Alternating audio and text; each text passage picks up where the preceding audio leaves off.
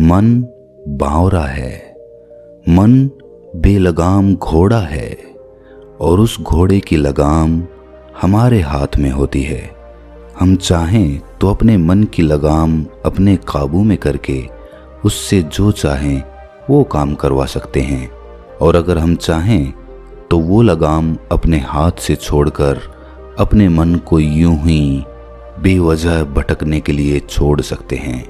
सारी बातें हम पर निर्भर करती हैं। जो भी इच्छा हमारे मन में उठती हैं उनके पीछे कहीं ना कहीं हम स्वयं होते हैं। कभी कभी हम इस बात को समझ लेते हैं और कभी कभार हम इस बात को कभी समझ ही नहीं पाते। अगर हम किसी तरकीब से अपने मन को खाली करना सीख जाएं, तो हम अपने मन के अंदर कुछ ऐसे विचार डाल सकते हैं जिससे हम अपने मन की बकबक को शांत कर सकते हैं। जिन विचारों का सैलाब हमारे मन में चलता रहता है, असलियत में वही हमारे दुखों का सबसे बड़ा कारण होता है। कोई भी बात या कोई भी वस्तु प्रत्यक्ष रूप में हमें बाद में दुख देती है, लेकिन उससे पहले हम अपने विचारों में खुद दुख भोग रहे होते हैं और उन दुखों का कारण सिर्फ हमारे विचार होते हैं। इसीलिए अगर हमें अपने मन की बकबक को शांत करवाना है तो हम अपने आप से नहीं कर सकते। ना ही कोई ज्ञान या कोई उपदेश हमारे मन की बकबक शांत कर सकता है, लेकिन हमारा मन एक कहानी के माध्यम से ये ज़रूर समझ सकता है कि अपने मन की बकबक किस तरह शांत की जाए। इसीलिए ये कहानी आखिर तक सुनने के बाद आपके मन की बकबक एकदम शांत हो जाएगी। किसी नगर में एक नौजवान युवक रहा करता था। उसका नाम अंकित था। उसे एक समस्या थी और उसकी समस्या ये थी कि उसका मन हर समय भटकते रहता था। उसके मन में हर समय कोई ना कोई नकारात्मक विचार चलते रहते थे। उसके मन की बकबक कभी शांत नहीं होती थी। वो सोचता कुछ और था लेकिन उससे हो कुछ अलग ही जाता था। कभी वो अपने अतीत के बारे में सोचता था कि काश मैंने ये कदम उठा लिया होता तो आज मेरा जीवन कुछ और ही होता, या फिर वो अपने भविष्य के बारे में सोचता रहता कि कहीं भविष्य में ऐसा हो गया तो क्या होगा, कहीं मैं असफल हो गया तो क्या होगा, अगर मुझसे कोई गलती हो गई तो लोग मेरा मजाक उड़ाना शुरू कर देंगे। और ऐसे ही कई सारे नकारात्मक और असफलता से भरे विचार उसके मन में आते रहते थे। अंकित हमेशा ही अपने विचारों में खोया रहता। वो अपने विचारों से मुक्ति पाना चाहता था। अंकित चाहता था कि उसके मन में कोई भी फालतू का विचार ना आए, लेकिन उसके चाहने से कुछ नहीं होता था, क्योंकि उसके मन में विचारों का सैलाब हमेशा चलता रहता था। एक दिन अपने मन के विचारों से परेशान होकर वो एक जंगल में एक बौद्ध भिक्षु के पास पहुंच जाता है। बौद्ध भिक्षु के पास पहुंचकर अंकित अपने जीवन की एक घटना बताता है और वो उन्हें ये भी बताता है कि उस घटना ने उसके दिमाग और उसके मन पर किस प्रकार प्रभाव छोड़ा। अंकित ने कहना शुरू किया कि बचपन में मैं बहुत ही निर्भीक बच्चा हुआ करता था। मुझे किसी का कोई डर नहीं था। कोई भी काम मैं बड़ी आसानी के साथ कर लेता था। ना मैं उसके परिणाम के बारे में सोचता था और ना ये सोचता था कि ये काम अगर मैं करूँगा तो लोग क्या कहेंगे। लेकिन कुछ सालों पहले आर्थिक रूप से मजबूत होने के लिए मैंने कुछ धन घर वालों से लेकर एक नया काम शुरू करने का सोचा। उस काम के बारे में मुझे सभी ने राय दी कि इस काम में ज़्यादा मुनाफा नहीं होगा, तुम्हें नुकसान हो सकता है। मेरे घर वालों ने भी मुझे समझाया, लेकिन मैं अपनी बात पर अड़ा हुआ था और उस काम को करना चाहता था। और जब मैंने जिद की तो घर वालों ने कुछ धन मुझे दे दिया। उस धन से मैंने उस काम की शुरुआत की, लेकिन दुर्भाग्यवश उस काम में मुझे हानि का सामना करना पड़ा। मुझे बहुत नुकसान हुआ। मेरा सारा धन खत्म हो गया था। मैं पहले से ही परेशान था और इस पर मेरे घर वालों ने मुझे कहना शुरू कर दिया, डांटना शुरू कर दिया कि हमने तुम्हें पहले ही मना किया था, लेकिन तुमने हमारी कोई बात नहीं मानी। अब अपने कर्मों को अपने आप भुगतो। ये घटना मेरे जीवन की एक ऐसी घटना बन गई जिसने मेरे जीवन को पूरी तरह से परिवर्तित कर दिया। अब जो भी काम मैं करने की सोचता हूँ तो मेरे मन में एक डर समा जाता है। या तो मैं ये सोचता हूँ कि लोग क्या कहेंगे, कहीं मैं नाकामयाब हो गया तो मेरे घर वाले मुझे डांटेंगे तो नहीं, या फिर भविष्य के बारे में सोचता हूँ कि अगर ये काम नाकामयाब रहा तो फिर मैं आगे क्या करूँगा, कहीं ये धन भी खत्म हो गया और मेरा नुकसान हो गया तो उस हानि की भरपाई मैं कैसे कर पाऊँगा। और ऐसे ही विचारों की वजह से मैं कोई भी काम शुरू नहीं कर पाता और मेरे मन में इन्हीं विचारों की बकबक चलती रहती है। मैं बहुत परेशान हो गया हूँ। मैं इन विचारों से छुटकारा चाहता हूँ। मैं अपने मन की बकबक को शांत करना चाहता हूँ। मैं जानता हूँ कि ये नकारात्मक विचार हैं, लेकिन फिर भी इनसे छुटकारा हासिल नहीं हो पाता। हर दिन मेरे मन में हजारों विचार चलते रहते हैं और ये कब होता है, क्यों होता है, मुझे कुछ पता ही नहीं चलता। बहुत देर बाद मुझे एहसास होता है कि मैं क्या करने बैठा था और मैं क्या कर रहा हूँ। मेरे मन के विचार मुझे कहाँ बहा ले जाते हैं इसका मुझे एहसास ही नहीं होता, और जब एहसास होता है तब तक बहुत वक्त बीत चुका होता है और फिर से यही प्रक्रिया चलती रहती है। मैं चाहता हूँ कि मेरे मन में एक भी विचार ना आए, जब मैं चाहूँ तभी मेरे मन में विचार आए। ये बातें सुनकर बौद्ध भिक्षु ने मुस्कुराते हुए अंकित से कहा कि किसी भी समस्या का समाधान तभी निकाला जा सकता है जब हम उस समस्या की जड़ तक पहुंच जाते हैं, समस्या को ठीक से समझते हैं और जानते हैं। इसके बाद बौद्ध भिक्षु ने कहा कि जिस मन को तुम खाली करना चाहते हो, क्या तुमने उस मन को कभी भी थोड़ा बहुत समझने की कोशिश की है, थोड़ा बहुत जाना है? ये सुनकर अंकित ने कहा कि भंते, मैंने अपने मन को जानने की बहुत कोशिश की है, लेकिन मैं जितना ही इसके बारे में जानने की कोशिश करता हूँ, मेरा मन उतना ही रहस्यमय हो जाता है। ये सुनकर बौद्ध भिक्षु ने उसी वक्त अंकित को एक घड़ा देते हुए कहा कि जाओ, इस घड़े में छोटे छोटे पत्थर भरकर लेकर आओ। फिर वो युवक वहां से गया और उस घड़े में छोटे छोटे पत्थर भरकर उस बौद्ध भिक्षु के पास लेकर आ गया। बौद्ध भिक्षु ने उसी वक्त मुस्कुराते हुए कहा कि इस घड़े को तुम अपना मन समझो और इस गड्ढे में भरे पत्थरों को अपने विचार समझो। अब इस घड़े में और पत्थर डालो। उस युवक ने घड़े में और पत्थर डालने शुरू कर दिए।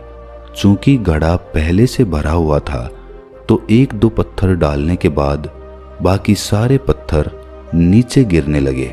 फिर बौद्ध भिक्षु ने अंकित को सचेत करते हुए कहा कि रुको, जरा ध्यान से देखो, अब घड़े में पत्थर नहीं आ रहे हैं बल्कि पत्थर नीचे गिर रहे हैं, क्योंकि ये एक घड़ा है और इसमें जो आ सकता था वो आ चुका है। अब इसमें और पत्थर नहीं आ पाएंगे। अगर दूसरे पत्थर डालने हैं तो पहले वाले पत्थरों को निकालना होगा। ये सुनकर उस युवक ने कहा कि गुरुदेव, मैं आपकी बात समझ गया हूँ कि आप मुझे क्या बताना चाहते हैं। हमें अपने मन को विचारों से खाली कर देना होगा। ये सुनकर बौद्ध भिक्षु मुस्कुराने लगे और कहा कि पहले मेरी पूरी बात तो सुन लो, उसके बाद मन को खाली कर लेना। फिर बौद्ध भिक्षु ने उस युवक को कहा कि हमारा मन एक घड़े के बिल्कुल उल्टा है, क्योंकि घड़े को तो तुम पत्थरों से भर सकते हो, लेकिन मन को विचारों से नहीं भर पाओगे, क्योंकि मन तो हमेशा खाली रहता है। ये सुनकर उस युवक ने कहा कि गुरुदेव, मुझे आपकी बातें कुछ समझ में नहीं आ रही हैं। मन अगर खाली रहता है तो फिर हम उसे खाली करना क्यों चाहते हैं? फिर मन को खाली करने की क्या आवश्यकता है? इस पर बौद्ध भिक्षु ने उससे कहा कि इस घड़े से एक एक करके पत्थरों को बाहर निकालो। उस युवक ने वैसा ही किया। वो घड़े में से एक एक करके सारे पत्थरों को बाहर निकालता रहा और ऐसा करते करते आखिरकार घड़ा खाली हो गया। फिर बौद्ध भिक्षु ने उससे कहा कि देखा तुमने, जब एक एक करके तुमने पत्थरों को बाहर निकाला तो ये घड़ा खाली हो गया। अब तुम इस घड़े में कोई भी पत्थर डाल सकते हो, दूसरे भी पत्थर डाल सकते हो, या फिर उन्हीं पत्थरों को दोबारा डाल सकते हो। आधा भर सकते हो या फिर पूरा भी भर सकते हो। ये सुनकर वो युवक कहता है कि गुरुदेव, मैं भी तो यही कह रहा हूं कि मुझे अपने मन को खाली करना है। ये तो एक पत्थर है जिसे आसानी से निकाला जा सकता है और घड़े को खाली किया जा सकता है, लेकिन गुरुदेव, मैं अपने मन को खाली कैसे करूं? इस पर बौद्ध भिक्षु ने कहा कि इस घड़े में एक पत्थर डालो और 2 पत्थर निकालो।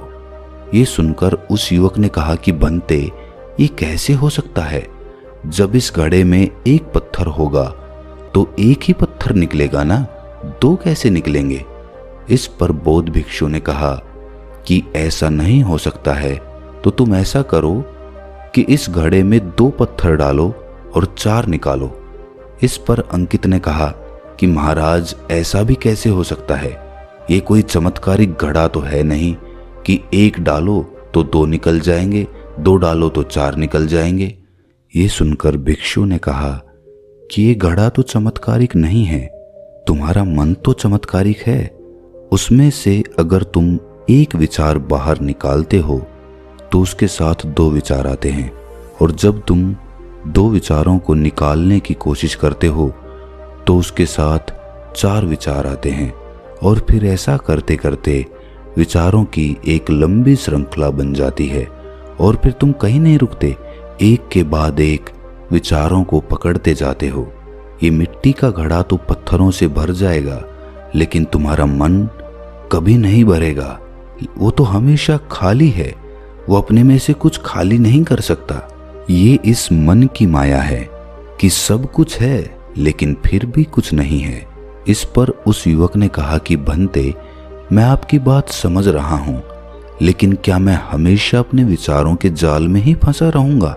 क्या इस मन के माया जाल से निकलने का कोई रास्ता नहीं है? ये सुनकर बौद्ध भिक्षु ने कहा कि इस मिट्टी के घड़े में आधे पत्थर भर दो। उस युवक ने ऐसा ही किया। फिर बौद्ध भिक्षु ने कहा कि अब इन पत्थरों में से कोई एक पत्थर चुनो और उस पत्थर की एक छोटी सी मूर्ति बनाकर मुझे दे दो। मैं जानता हूं कि तुम एक अच्छे कलाकार हो। अंकित ने एक पत्थर निकाला और उस पत्थर को बौद्ध भिक्षु के सामने तराशने लगा। पत्थर को तराशते वक्त उसे लगा कि ये पत्थर अच्छा नहीं है। फिर उसने दूसरा पत्थर घड़े से निकाला, लेकिन उसे वो पत्थर भी पसंद नहीं आया। फिर उसने तीसरा पत्थर निकाला, लेकिन वो तीसरा पत्थर भी उसे पसंद नहीं आया। उसका रंग अच्छा नहीं था। ऐसा करते करते उस युवक ने सभी पत्थरों को बाहर निकाल दिया। उस युवक को ऐसा करते हुए बौद्ध भिक्षु बड़े ही ध्यान से देख रहे थे। फिर बौद्ध भिक्षु ने उससे कहा कि जो तुमने सबसे पहले पत्थर निकाला था, उस पत्थर को ये समझकर तराशो कि इसके बाद तुम्हारे पास कोई और पत्थर नहीं है और ये एक ही पत्थर तुम्हारे पास है। फिर उस युवक ने जैसा गुरुदेव ने कहा था उसी एक पत्थर को लेकर तराशना शुरू किया और उसने उस पत्थर को एक बहुत ही सुंदर मूर्ति का आकार दे दिया। उस मूर्ति को बौद्ध भिक्षु को भेंट करते हुए उस युवक ने कहा कि गुरुदेव, इस पत्थर से इतनी सुंदर मूर्ति बन सकती थी, मैं ये सोच भी नहीं सकता था।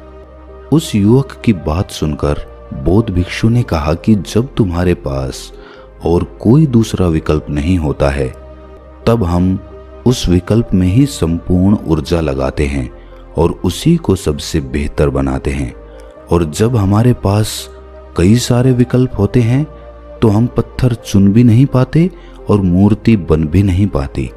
हमारा मन भी एक विचार के पीछे हजारों विकल्प खोल कर रख देता है और एक मुख्य विचार को छोड़कर उन हजारों फालतू के विचारों में उलझ कर रह जाते हैं। फिर उस युवक ने कहा, गुरुदेव, मैं आपकी बातों को बहुत अच्छे से समझ गया हूं, लेकिन अब मुझे क्या करना चाहिए? कृपया आप मेरा मार्गदर्शन करें। भिक्षु ने उस युवक से कहा कि मन को खाली करना, साफ करना 1-2 दिन का काम नहीं है, ये बहुत लंबी प्रक्रिया है। तो क्या तुम इसके लिए तैयार हो? वो युवक कहता है कि जी गुरुदेव, मैं तैयार हूं, चाहे कितनी भी लंबी प्रक्रिया क्यों ना हो। ये जवाब सुनकर बौद्ध भिक्षु ने कहना शुरू किया कि सबसे पहले तो तुम ये समझो कि मन हमारा दुश्मन नहीं है। हमें मन से कोई चीज निकालनी नहीं है। ये ख्याल ही निकाल दो कि तुम्हें मन को खाली करना है। तुम जितना ही अपने विचारों को रोकने की कोशिश करोगे, विचार दुगनी ऊर्जा के साथ तुम पर आक्रमण करेंगे। ध्यान रहे, मन एक बच्चे की तरह होता है। अगर हम बच्चे से कोई चीज छुपा कर रखना चाहते हैं, छुपाने की कोशिश करते हैं, तो बच्चा उसी चीज की जिद करने लगता है, उसी के बारे में सोचने लगता है। इसी प्रकार जो भी विचार हम अपने मन से निकालने की कोशिश करते हैं, तो उसको निकालने के लिए, उस विचार को निकालने की प्रक्रिया के संबंध में सोचना शुरू कर देते हैं, और फिर उसको निकालने की प्रक्रिया के संबंध में ही हमारे मन में विचार उठने लगते हैं, और हमारा मन उसी विचार के इर्द गिर्द घूमता रहता है। और हम जितना ही उस विचार को निकालने के बारे में सोचेंगे, मूलतः हम उसी विचार के बारे में सोच रहे होंगे, और आखिरकार हम पाएंगे कि उस विचार को तो हम निकाल ही नहीं पाए जिसको हम निकालना चाहते थे। उल्टा हमने उस विचार को अपने मन के अंदर और गहरी जगह दे दी। एक सूत्र हमेशा याद रखो, आने दो और जाने दो। तुम उनके साथ छेड़छाड़ मत करो। उनको निकालने के बारे में मत सोचो, उनको पकड़ने के बारे में मत सोचो। बस ये समझो कि विचार आया और चला गया। तुम मात्र देखने वाले थे, तुम साक्षी थे। और जब तुम्हारे अंदर साक्षी भाव उत्पन्न होने लगता है, तो तुम दृष्टा बन जाते हो, देखने वाले बन जाते हो। और जितना ही तुम अपने विचारों को देखते जाते हो, उतने ही तुम्हारे विचार खाली होने लगते हैं। देखते देखते साक्षी भाव में तुम पाओगे कि एक दिन तुम्हारा हृदय, तुम्हारा मन विचारों से बिल्कुल खाली हो चुका है। क्योंकि देखने मात्र से उन विचारों की निरर्थकता हमें पता चलती है। इसके बाद बौद्ध भिक्षु ने कहा कि जब तुम किसी टूटे फूटे रास्ते पर चलते हो, तो क्या तुम गड्ढों को भरते हुए चलते हो? नहीं, तुम उन गड्ढों से बचकर सीधे अपनी आंखों को उस रास्ते पे टिकाकर आगे निकलते जाते हो। तुम्हें कुछ लेना देना नहीं है। तुम उस पार उतर जाओगे और रास्ता और वो गड्ढे दोनों पीछे रह जाएंगे। तो उसी प्रकार तुम्हें बस अपने विचारों को देखते हुए चलना है, और देखते देखते तुम अपने मन के पार उतर जाओगे। लेकिन इसके लिए तुम्हें थोड़ी मेहनत करनी होगी। तुम्हें ध्यान में बैठना होगा और अपने विचारों को साक्षी भाव से देखना होगा। निरंतर देखते रहने से ये तुम्हारी आदत बन जाएगी और फिर तुम्हें प्रयास नहीं करना पड़ेगा। इस पर अंकित ने कहा कि भंते, ये तो बहुत लंबी प्रक्रिया हो गई, लेकिन कभी कभी मुझे अपने विचार बहुत ज्यादा परेशान कर देते हैं और उन विचारों से मैं तत्क्षण छुटकारा पाना चाहता हूँ। तो क्या कोई ऐसी विधि है जिसके जरिए मैं तत्क्षण अपने विचारों से छुटकारा पा सकूं? इस पर बौद्ध भिक्षु ने कहा कि हमारे विचारों का संबंध हमारी सांसों से होता है। जिस प्रकार हमारी सांसें चलती हैं, उसी प्रकार के विचार हमारे मस्तिष्क में आते हैं। अगर तुम्हें अपने विचारों की श्रृंखला तोड़नी है, तो तुम्हें अपनी सांसों की श्रृंखला तोड़नी होगी। जब भी तुम्हें बहुत सारे विचार परेशान करने लगे, उस वक्त तुम शारीरिक अभ्यास कर सकते हो, और जितना तुम शारीरिक अभ्यास करोगे, उतनी ही तुम्हारी सांसें उखड़ती चली जाएंगी, और जितनी तुम्हारी सांसें उखड़ेंगी, उतनी ही उन सांसों की श्रृंखला टूटती चली जाएगी। और जैसे ही सांसों की श्रृंखला टूटेगी, वो विचारों की श्रृंखला भी अपने आप टूट जाएगी। तुम तेजी के साथ दौड़ सकते हो या नाच सकते हो, या फिर बैठे बैठे ही अपनी सांसों को इस प्रकार चलाने की कोशिश कर सकते हो कि उनका कोई क्रम ना रह जाए, उनका कोई रिदम ना रह जाए। और जब वो रिदम टूट जाएगा तो तुम पाओगे कि तुम्हारे मन में एक शांति और एक आनंद का उदय हो चुका है। मन के विचारों से छुटकारा पाने के लिए सांसारिक आदमी को अपने काम में पूर्णतः अपना मन लगाना होगा, पूर्णतः उस काम में सम्मिलित होना होगा। और जब वो आदमी किसी काम में पूर्णतः सम्मिलित हो जाएगा तो उसको ना तो अतीत के विचार सताएंगे और ना ही भविष्य की कल्पना उसके दिमाग में आएगी। उसका पूरा मन, सारे विचार सिर्फ उस काम पर केंद्रित हो जाएंगे। किसी काम को पूरी तरह से सम्मिलित होकर कैसे किया जाता है, पूरे मन के साथ कैसे किया जाता है, इसके बारे में अगर हम चर्चा करेंगे तो ये बातें बहुत लंबी हो जाएगी। इस पर हम कभी और चर्चा करेंगे। तो ये कहानी यहीं पर समाप्त करते हुए आपसे अनुरोध करता हूँ कि अगर आपको इस कहानी से थोड़ा सा भी ज्ञान मिला हो, मन में थोड़ा सा भी प्रकाश जगा हो, तो इस चैनल को सब्सक्राइब करके कमेंट सेक्शन में कमेंट्स ज़रूर डालना कि ये वीडियो आपको कैसी लगी। तो मिलते हैं किसी अगली कहानी में, तब तक के लिए अपना ख्याल रखें।